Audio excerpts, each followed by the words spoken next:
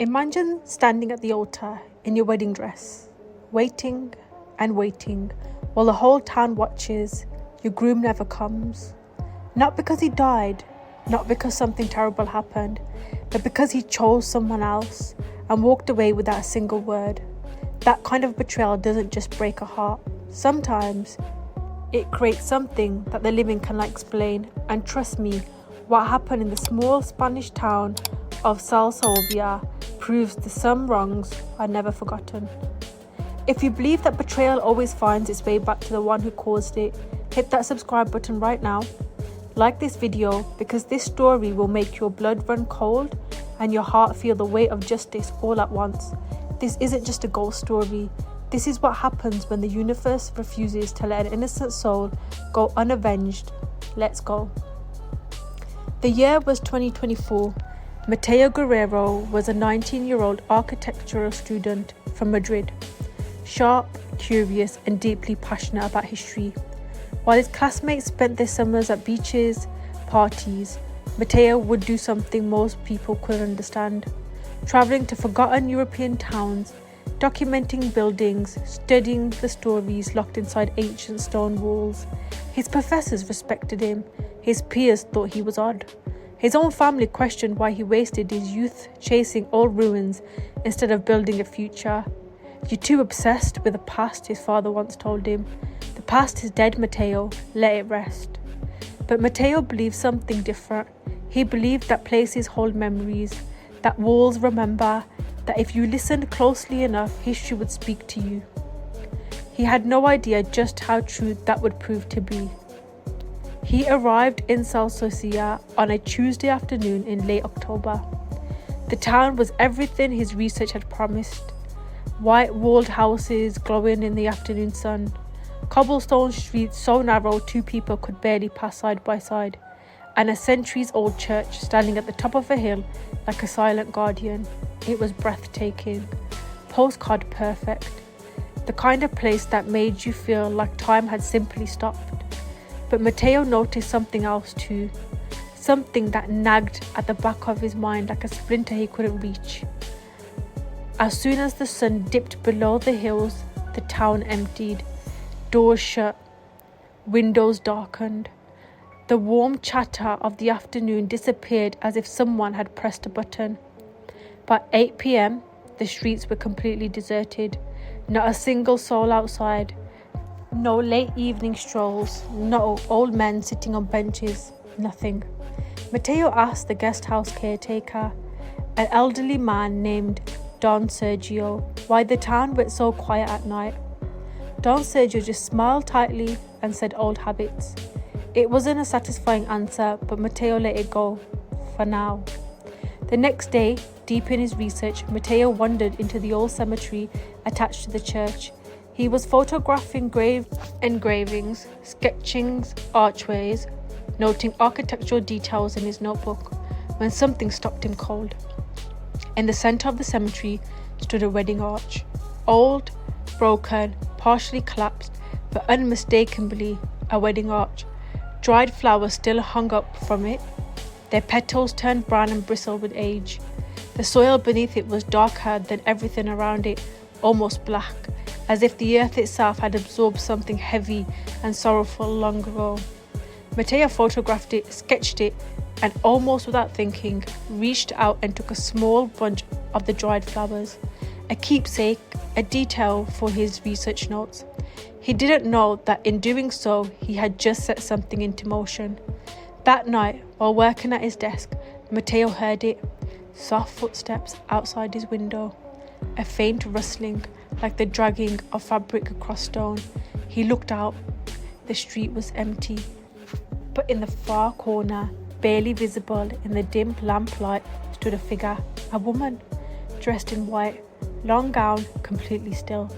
Mateo blinked. She was gone. A tourist, he told himself. Old town, late evening, probably just a local. But the next night it happened again. This time the footsteps came closer. A cold breeze swept into the room despite the warm autumn air, sharp and unnatural, like the cold of a cellar, not weather. And on the cobblestones below his window, Mateo saw them clearly in the moonlight, footprints, leading from his guest house, leading straight towards the cemetery. Every rational part of his brain told him to stay inside, lock the door, go to sleep. He followed them anyway. The church bell struck 2 a.m. As Mateo pushed open the old iron gate of the cemetery, the air inside was different, heavier, colder, like stepping into a space where the rules of the normal world no longer applied. His footsteps on the gravel sounded too loud. His breath missed in front of him despite the season.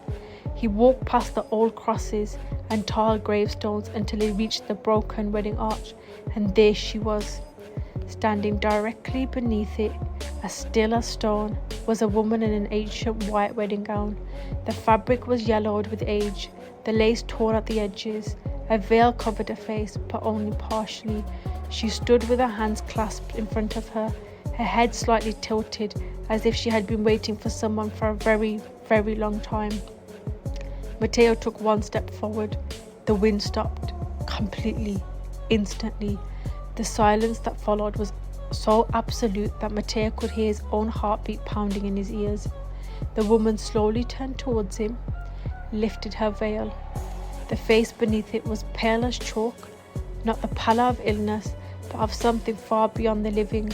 Her eyes were dark and hollow, filled with an emotion that Mateo could only describe as grief turned ancient, a sorrow so deep and so long carried that it had curdled into something terrifying. Streaks of dry blood traced the paths of old tears down her cheeks, and her feet did not touch the ground. Mateo's entire body turned to ice. He couldn't move, couldn't breathe, couldn't think, and then she vanished. Not slowly, not dramatically, just gone like a candle flame pinched out. Mateo ran back to his room and didn't sleep. The next morning, he demanded answers from Don Sergio. At first, the old man deflected, but when Mateo mentioned the wedding arch, the flowers, the dark soil, the woman in white, Don Sergio's face went grey. He sat down heavily and told Mateo the story. 1889. Her name was Isabella Romero. By every account, she was kind, gentle, and deeply in love with a man named Javier Morales, the son of a merchant family, charming and well regarded in town. Their wedding was the event of the year. The church was under renovations, so the ceremony was to be held in the cemetery grounds, beneath a specially built arch decorated with white roses. The whole town gathered, the music played. Isabella arrived in her wedding gown, radiant, nervous, alive with hope, and she waited and waited, and Javier never came. Hours later, it emerged that he had left Lucía that same afternoon, quietly, without a word, with another woman he had been secretly seeing for months. He had simply chosen, and in choosing, he had said nothing to Isabella. No letter, no message, no explanation.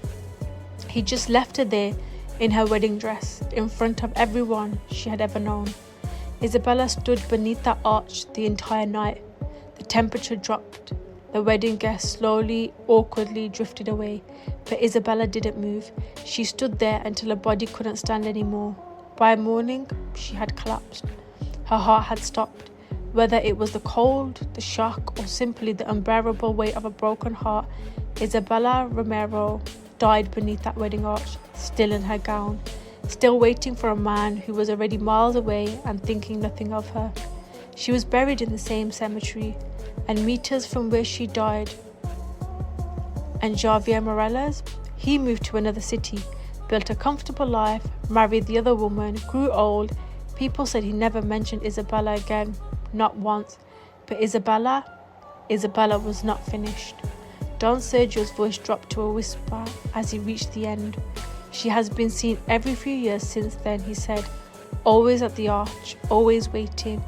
We leave her be, we don't disturb her grave, we don't take anything from her resting place. He looked at Mateo steadily. Did you take anything? Mateo thought of the dried flowers in his jacket pocket. His stomach dropped. The priest Mateo visited later that morning confirmed